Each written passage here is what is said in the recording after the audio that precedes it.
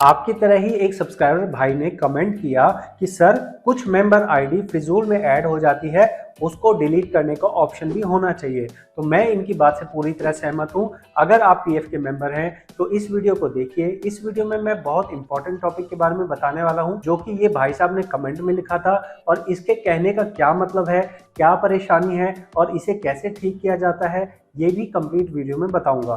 तो नमस्कार दोस्तों, मेरा नाम है सागर, मैं हूं एक पीएफ कंसल्टेंट। इस छोटे से चैनल पे मैं आपकी पीएफ की हेल्प करने की कोशिश करता हूं। यहाँ पे आप समझने की कोशिश कीजिए कि ये भाई साहब कह रहे हैं कि कुछ मेंबर आईडी फिजूल में ऐड हो जाती है। तो ऐसा कैसे होता है कि कुछ मेंबर आईडी फिजूल में ऐड हो जाती है? मैं आपको लाइव एग्जांपल दिखा रहा हूं। मैं यहाँ पे पीएफ का काम करता हूं, तो जो भी मैं आपको वीडियो देता हूं वो एक्चुअल केसेस के ऊपर होती हैं। कोई चीज़ काल्पनिक नहीं होती है, सारी चीज़ रियल केसेस होते हैं। ये केसेस मेरे पास कंसल्ट करने के लिए आते हैं और मैं यहाँ पे आप लोगों को फ्री में प्रोवाइड करता हूँ, ताकि ऐसी गलती और लोगों के साथ ना हो, आप सुरक्षित रहें, आपका पीएफ सुरक्षित रहे।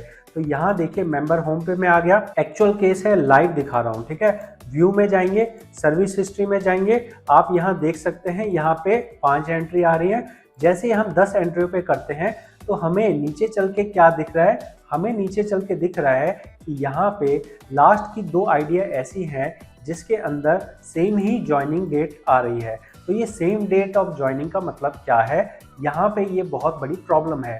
प्रॉब्लम क्या है? प्रॉब्लम ये है कि जो कंपनी में ये काम करते थे उस कंपनी ने एक ही टाइम पे इनकी एक से ज़्यादा मेंबर आईडी बना दी। एक से ज़्यादा मेंबर आईडी बनाना बिल्कुल ही गलत है और यही हमारे एक सब्सक्राइबर ने कमेंट किया था कि सर कुछ कंपनियां गलती से मेंबर आईडी बना देती हैं और इस तरह से गलती से मेंबर आईडी बन जाने की वजह से मेंबर को काफ़ी ज़्यादा परेशानी होती है, सेटलमेंट होने में बहुत ज़्यादा प्रॉब्लम होती है। तो यहाँ आप देख सकते हैं कि यहाँ पे एक ही कंपनी की 2 आईडियां बनी हुई हैं। एक आईडी जो है यहाँ पे 1 जून 2023 लिखा हुआ है और दूसरी आईडी में 1 जून 2023 लिखा हुआ है। तो ऐसे में वर्तमान में कंपनी के पास कोई भी ऐसा ऑप्शन नहीं है कि अगर उसने एक बार गलती से 2 आईडी बना दी तो वो एक आईडी को डिलीट कर सके। ये एक आईडी डिलीट ना होने के कारण बहुत ही ज़्यादा परेशानी आ जाती है मेंबर्स को लेके। ऐसा क्यों हो रहा है, मैं आपको यहाँ समझाने की कोशिश करता हूँ। ये आप देख सकते हैं, मैं आपको छोटा सा रेलेवेंट पार्ट दिखा रहा हूँ। यहाँ आप देखिए कि यहाँ पे जो मेंबर आईडी है ये है 3088, ठीक है, और लास्ट वाली मेंबर आईडी है 310। 310 के अंदर कोई भी अमाउंट डिपॉजिट नहीं हुआ है। सारा अमाउंट जो डिपॉजिट हुआ है वो 3088 के अंदर में डिपॉजिट हुआ है। और अगर 3088 के अंदर डिपॉजिट हुआ है तो फाइनल सेटलमेंट का जब फॉर्म भरा जाएगा तो वहाँ पे लास्ट वाली जो आईडी होती है वही वाली शो करती है।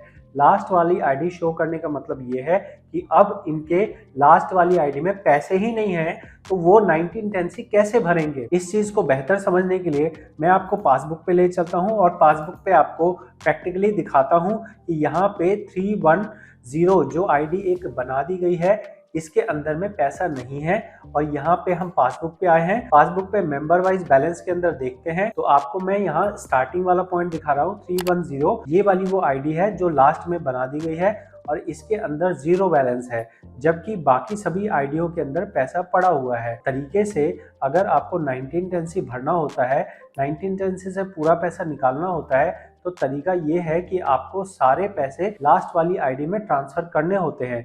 लेकिन अगर कंपनी ने गलती से एक आईडी बना दी जिसके अंदर कोई भी पैसा जमा नहीं हुआ है, अब उसके अंदर आप ट्रांसफर भी नहीं कर सकते हैं और आपके पैसे पूरी तरह से फंस गए हैं।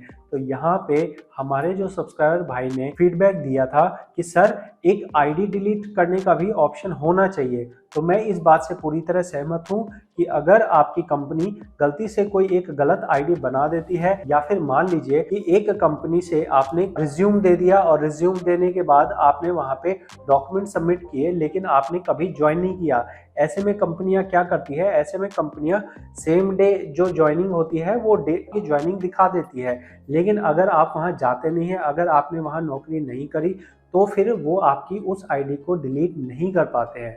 तो पीएफ ऑफिस को ये ऑप्शन देना चाहिए कि भाई साहब अगर इस तरह की कोई सिचुएशन हुई है तो उसको डिलीट करने का ऑप्शन कंपनी के पार्ट पे हो, और कंपनी के पार्ट पे ही इसको डिलीट करने का जब ऑप्शन मिल जाएगा तो मेंबर को बहुत ज़्यादा सहूलियत होगी।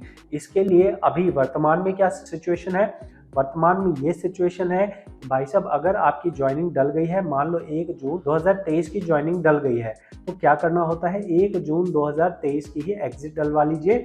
इससे आपकी उस आईडी को ये मान लिया जाता है कि वो एक गलती से क्रिएट आईडी हो चुकी है। लेकिन वहीं पे अगर लास्ट आईडी ये बन जाए तो लास्ट आईडी बनने पे आप फाइनल सेटलमेंट इस आईडी से नहीं कर पाएंगे, फिर आपको वेट करना पड़ेगा एक नई आईडी ज्वाइन करने का, और आपको ट्रांसफ़र रिक्वेस्ट लगानी पड़ेगी नए वाली जब आप कंपनी ज्वाइन करोगे। तो यहाँ पे सारा मुद्दा मैंने आपको सामने सामने समझा दिया है। देखिए जो चीज़ें मैं यहाँ कह रहा हूँ ये एक्चुअल में लोगों को प्रॉब्लम फेस होती है, एक्चुअल में लोगों की परेशानी होती है। मेरा यहाँ वीडियो बनाने का मकसद यही है कि जो परेशानी मेरे पास आ रही है मैं पूरी दुनिया को बता दूं कि भाई साहब ये प्रॉब्लम आती है, आपको अगर ये प्रॉब्लम आई है आपको ये कैसे ठीक करना है।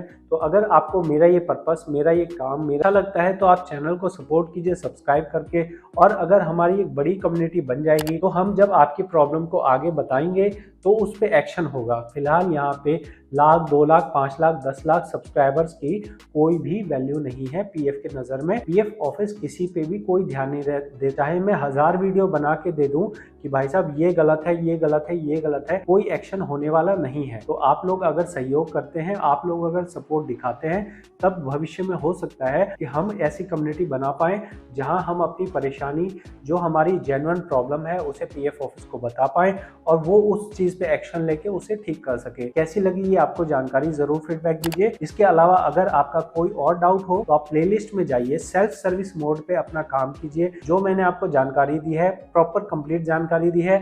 इसी तरह से बाकी वीडियोस में भी कंप्लीट जानकारी है। कंप्लीट जानकारी को देखिए, खुद से कीजिए, और अगर आपको पर्सनल कंसल्ट करना हो जैसे कि इस भाई साहब ने किया है कंसल्ट, तो आप मुझे फीस पे करके कंसल्ट कर सकते हैं, क्योंकि उसमें मेरा टाइम, एनर्जी सब कुछ लगता है। मिलते हैं आपसे अगली जानकारी भरी वीडियो में। इस वीडियो में इतना ही। बहुत बहुत धन्यवाद।